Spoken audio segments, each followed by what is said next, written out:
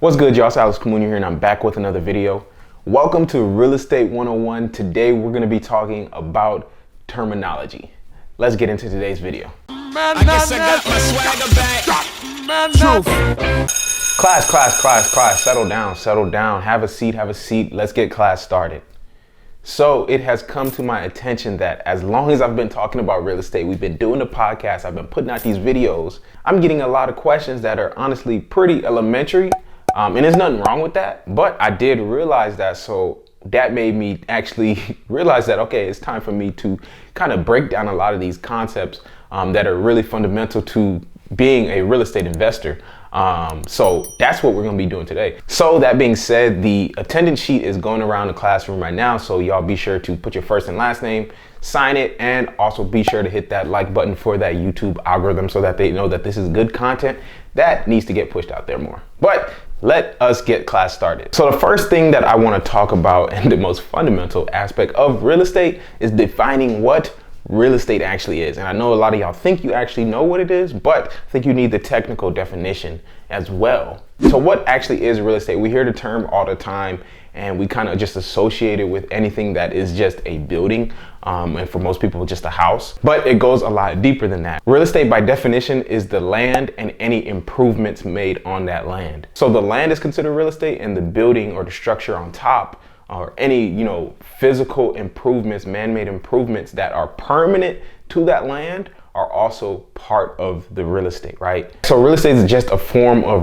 real property, right? So there's real property and there's personal property. Personal property is anything on the real estate, right? So the cars parked in the driveway, the appliances inside, the furniture inside, all that is personal property. Real estate, the land and the building and the dwelling, that's a real property. So obviously there's many types of real estate. You can have residential, you can have commercial, you can have industrial, you can have land, etc. You can have all that is a different type of real estate, right? So something that's really important when it comes to real estate is the economic standpoint of real estate, right? And so to me, there's three characteristics that define real estate economically. The first of which is scarcity, right? Of course, real estate and land, there is a finite amount. There is not an indefinite supply of land out there. So that means that obviously due to supply and demand, as more and more of it is taken, the price is only going to go up. So that's typically why more dense urban areas typically have higher priced real estate. When you go to Manhattan or downtown Miami or Los Angeles, those dense areas, because there's very few plots of land or any real estate that is going to be available is going to be very, very pricey because of supply and demand. Because the supply is so low and the demand is high, that means that the price has to go up. And that's generally why real estate increases in value over time. And the third characteristic, which we've all heard many times before, is location, right? Location obviously plays a big factor in real estate because that is the one thing about real estate that you cannot change. If you buy a piece of property in, the Midwest, in North Dakota or, South Dakota, or the central part of the United States, it's going to be priced very differently than if you bought a property down in, Brickell, Miami. One is a lot more desirable location to be in. So obviously the prices are going to be predicated based off of location primarily. That is the number one factor always, and it's always going to be the number one determining factor that people should use when buying and investing in real estate. The second term that I think we really need to know when it comes to real estate investing is a mortgage. Now, unless you have hundreds of thousands of dollars in the bank, then a mortgage is something you need to be familiar with if you want to invest in real estate. So a mortgage is a debt that's typically secured or backed by a piece of real estate that the borrower is now required to pay back on a set schedule. A mortgage is pretty simple to understand. You walk into a bank and you say, hey, I don't have enough money to buy this house that I want to buy. Can you loan me the money to buy this house? The bank will say, sure. They'll check your credit. They'll do all these things to verify now that you're actually, a suitable candidate to be borrowing money from them. You only have to put down a small percentage, which is known as a down payment. A down payment is the amount you have to put down in order to qualify for a loan or in order to get a loan in general, right? So they might say, hey, yeah, you only have to put down 3%. You only have to put down 5% depending on the type of loan, right? And the bank will loan you the remaining of that value. So if they say you put down 5%, they're going to give you 95%. The bank will now send that money to the seller of the property, but the debt is going to be tied to your name. And so now you have this debt in your name, but you have the title to this property and you own this property.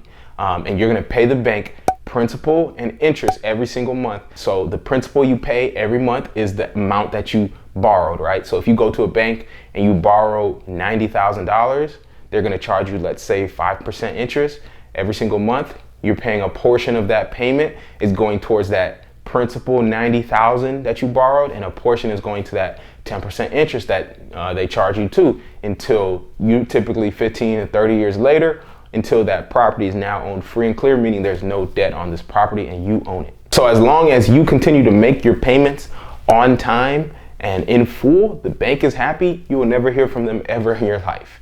The only time you're gonna hear from them is that when you start missing payments. If you miss enough payments, the bank can essentially foreclose on you, which is essentially when they say, hey, you're not paying me, get out, and we're gonna sell this house so that we can get our money back. Right? And while we're on the subject, that's one of the main causes of the 2008 housing crash or financial crisis, was due to something known as subprime lending. I'll briefly touch on this because this is just real estate 101, and this is more of a real estate, 305. So when you go to a bank and you get a mortgage, the bank will loan you that money to buy that property. But typically they have so much money lent out to, let's say, thousands of people that have mortgages, they want to get some of that money back. So they'll package up those mortgages, sell them to an investment bank, and then that investment bank will sell those mortgages as individual securities known as mortgage-backed securities. We're not going to get into that, but they'll sell those to individual people or individual investors. And so now those people that own those houses are paying those investors every single month their mortgage payment. But in 2008, the banks got super greedy and wanted to make so much money that they started giving mortgages to literally anyone. Literally 15 years ago, if you walked into a bank and had a pulse, you were gonna get a loan. Hey, I'd like to get a mortgage. Yeah, I just need to know what your credit's like. Not that great, about 300. Works for us. So banks were giving loans to anyone, and that's what they call subprime lending. It's giving mortgages to people that are very unlikely to pay back those mortgages. And guess what happened? End of 2007, 2008, those people couldn't pay back those mortgages. People began defaulting and the foreclosures rise. So what does that mean? That means now supply is going to outpace demand significantly. There were so many houses that were for sale, then there were more people that wanted to buy houses. So now all the prices dropped, and all those investors and those investment banks that owned all those mortgages, now trying to sell them for at least the value of the mortgage, couldn't sell them. And so boom, what does that mean? They lost all their money, and that was just a domino effect in the entire economy. So the third term in real estate that is extremely important to know is equity. So equity is essentially the value of an asset minus the debt or whatever is owed on it, right? And I know we all heard of this because Beyonce said it. Put some respect on my check, or pay me in equity, watch me reverse out of debt. Put some respect on my check, or pay me in equity, watch me reverse out of debt. So the amount of equity you have is really controlled by either the value of the property, so as the value of the property increases, the equity goes up, or it's controlled by the amount of outstanding debt. So if the value of the debt or if the amount of the debt goes down, the equity goes up as well, right? So it's a simple math equation. This is when the term net worth comes into place, because net worth in real estate is based off of equity in a property. So this is essentially the money you will make whenever you sell a property. So for example, if I buy a house that's, let's say, worth $100,000, and the bank says we'll give you the mortgage and you only have to put 10% down, that means as soon as I buy that house, I have immediately 10% equity if I put 10% down, right? Because think about it. If the house is worth $100,000, I put 10% down, that means now I owe $90,000 and my equity is $10,000. Because remember, equity is the value, which is 100 minus what you owe, which is 90. So you have $10,000. So let's say you go to sell that $100,000 house 2 years later. Now, and let's just say for argument's sake, you've paid down another $5,000 of that mortgage. So now you have $15,000 into it, right? And so now the equity in there will be the value, which is 150 minus what you owe, which is now, remember, it was, you put 90 minus another 5, so now you owe 85. So 150 minus 85, which is $65,000, which would now be your equity or what you would make when you sell this property. So the next term you really need to know is the ARV. So what is the ARV? ARV is the after repair value. So this is essentially what the house is going to be worth after it's been rehabbed or renovated and fixed up. So your ARV is going to be determined by similar properties in the area that have recently sold. This is what real estate we call comparables or comps, right? Comparable properties to the one that you're looking at. Because think about it, how can you objectively define what something is worth in a case where there could be so much discernment and subjectivity to what it could potentially be worth, right? Meaning, let's say that, you have a piece of property in this block and there's another property 2 blocks down that looks just like yours, same size, same condition, built the same year, same number of bedrooms and everything. And this property recently sold for $100,000. Now it's safe to assume that your property is worth something similar, right? Because if someone was only willing to pay up to $100,000 for this property, they're probably only willing to pay something similar around $100,000 for your property as well. And so that brings us to our final term, which is cash flow. So I always like to say, if the cash don't flow, I don't go. Meaning, I only buy properties that cash flow.